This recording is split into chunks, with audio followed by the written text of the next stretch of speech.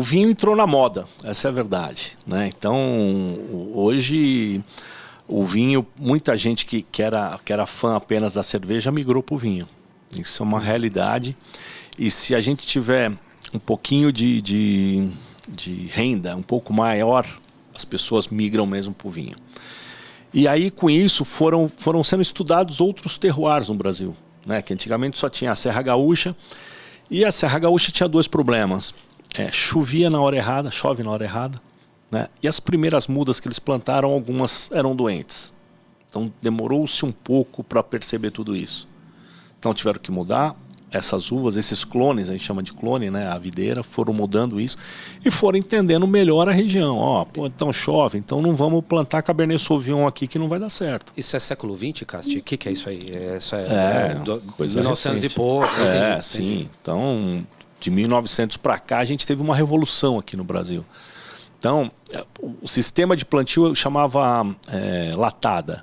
Latada é aquele que a uva cobre todo o vinhedo, sabe? A uva fica para baixo, o cacho. Sim. Então, o que acontece? Ali o sol não penetrava, a uva fica embaixo, apodrece, com chuva ainda, e não tinha a madurez necessária. Então, agora eles mudaram, a maioria do Brasil, acho que hoje 90% já é um método que chama espaldeira, pelo menos, que é aquele que você bota numa cerca, né? Sim. Então a uva fica ali tomando o sol necessário. E aí a gente tem a primeira revolução, você começa a entender melhor. Então, o que acontece? Todo mundo queria plantar Cabernet Sauvignon entre as tintas e Chardonnay entre as brancas, que eram as uvas da moda, né? Só que elas não dão bem em qualquer lugar, né? Aí, por exemplo, descobriu-se que a Cabernet Sauvignon se dá muito bem na região da Campanha, lá mais pertinho do Uruguai, né? E na Serra Gaúcha nem tanto. Então hoje muita gente já não planta Cabernet Sauvignon na Serra. Tá, esse foi um primeiro passo lá. Foram descobrindo outras regiões no sul. Mas hoje a gente tem São Paulo, uma puta produção aqui, você vai para Santo Antônio do Pinhal, tem lá a Guaspari que está fazendo um excelente trabalho. Você vai para Campos do Jordão, tem vinícolas ali, a Entrevilas fazendo um puta trabalho. Minas, Goiás, Espírito Santo já está tendo alguma coisa. E o que está me surpreendendo muito, que eu degustei há 10 dias atrás, é uma nova vinícola que chama Uva, com 2 Vs, e é na Chapada Diamantina. Nossa, velho. E aí, cara, é muito cedo ainda, mas assim, os vinhos que eu provei, todos me agradaram bastante, porque mostram que tem um caminho. Você fala assim, são os melhores vinhos? Não. Mas tem um caminho, ela te mostra. Se a primeira safra está mostrando essa qualidade, os vinhedos têm uma média lá, sei lá, de 10 a 15 anos, cara, quando eles descobrirem direitinho tudo, que eles ainda estão testando quais são as melhores uvas, eu vejo que vai ser uma nova região que vai estourar no Brasil. Quais são os padrões que você reconhece para isso, na hora que você está provando? Como que você diferencia, que você vê, legal, temos lá na Chapada Diamantina, isso aqui tem um caminho aí. Como que? É que você vai ver o equilíbrio do vinho. Hoje eu procuro o vinho muito equilíbrio. O que é o vinho equilibrado? Você vai ter o aroma ali, não tá o aroma aqui, depois você põe na boca, vem para cá. Não. O aroma está aqui, a estrutura na boca está aqui, o tanino está aqui. Aí você sente que é um tanino que está bem resolvido. Tá? Isso é difícil explicar um pouco o que é o tanino bem resolvido. É aquele que não vai amarrar sua boca totalmente. Ele te dá um toquezinho na boca, você fala, isso aqui está pegando um pouquinho, mas você vê que é fino, que você fica com vontade de tomar mais um gole, né? Quando o tanino está desequilibrado, ele te dá aquela amarrada na boca. Fica até distringente, assim. E aí você fala, bom, esse vinho aqui está no mercado, esse tanino está assim, né? Será que ele vai dar jeito? Tem alguns taninos que dão jeito, outros com a experiência você percebe que não, que aquilo ali foi uma uva que foi mal colhida e trabalhada, tá? Então, quando você vê que já tem um vinho com esse equilíbrio, com essa estrutura numa primeira safra, você fala, bom, aqui tem futuro. Se o cara na primeira safra conseguiu esse resultado, né, as próximas a tendência é que melhore. Porque ele vai ver como que o vinhedo vai se desenvolvendo, quais são as uvas que se dão melhor. De repente ele vai parar de plantar alguma daquelas.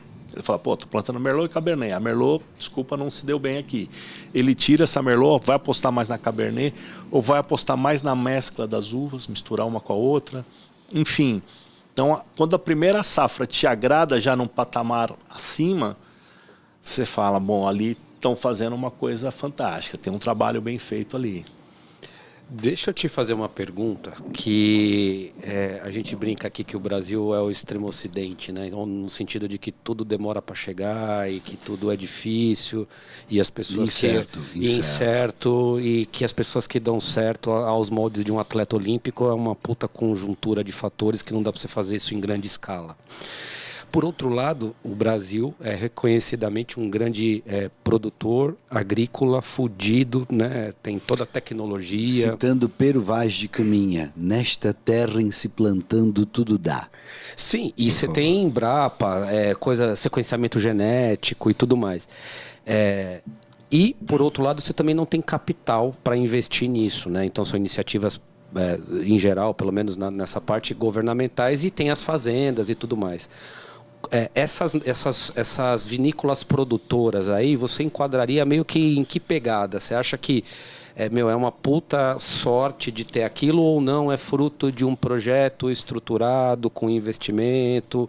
É a empresa familiar, a vinícola familiar, que o cara conseguiu ali ter uma longevidade para poder ter uma produção de vinho? Ou não, isso é fruto de toda uma arquitetura, de testes, de um mecanicismo assim, muito mais para novo mundo, entendeu? Ou não? Tem de tudo, tá? Mas eu te diria o seguinte, claro que você precisa de dinheiro, tá? Investir em vinho não é uma brincadeira muito barata, mas a gente tem, você citou até, a gente tem um órgão aqui no Brasil que é fantástico, que é a Embrapa. A Embrapa faz um trabalho maravilhoso, só não faz mais porque não tem recurso, né? Então, todo mundo hoje que quer investir em vinho, procura a Embrapa de alguma maneira, tá? Sempre vai ter um técnico da Embrapa envolvido de alguma forma. Então, isso é ponto. Então, não basta ter dinheiro. As pessoas podem ter o dinheiro, podem ter o bom gosto, mas eles vão atrás, sim, de tecnologia humana, sabe? Vão atrás dos homens que sabem fazer e vão atrás até de enólogos. Se o cara não vai pegar um consultor de enologia brasileiro, hoje é muito comum virem os estrangeiros aqui. Então, durante muito tempo, o Michel Rolland, que é um nome ícone da França, ele deu consultoria para Miolo. Depois teve um argentino que é muito bom, maluco, que chama Anjan Mendoza, deu a consultoria para Salton.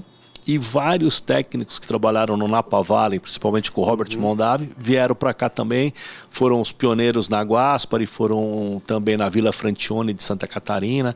Então, tem esse intercâmbio. Tem um outro português que chama Anselmo Mendes, ele fez um trabalho muito bacana no sul, em Santa Catarina, ensinando as pessoas o uso da uva branca Alvarinho, que ele é um especialista nisso. Então, hoje a gente já tem bons alvarinhos, muito do trabalho dele, que ele falou aqui. Que legal, cara. Mas assim, acho que você lembrou bem, a Embrapa faz um trabalho fantástico, né? Todo mundo, a uva é um exemplo. Primeiro, eles estão usando uma tecnologia que foi desenvolvida por um ex-engenheiro da Embrapa, que é a poda invertida. O que é a poda invertida? Nessas regiões que não são as tradicionais, eles fazem de uma maneira que a poda não aconteça no nosso verão, que é quando tem as maiores chuvas. Então lá a colheita é feita no inverno, tá? Então o que você faz? Você faz uma poda, você poda a uva antes da hora, né? Para que ela depois floresça depois. Então é um trabalho, assim, eu explicando agora aqui é muito, tem que ser rápido, porque é uma coisa muito científica, né? Tem um estudo todo grande desse engenheiro que foi fazer essa poda invertida. Então a gente tem muito isso no Brasil hoje, né? Que é meio que tecnologia aplicada.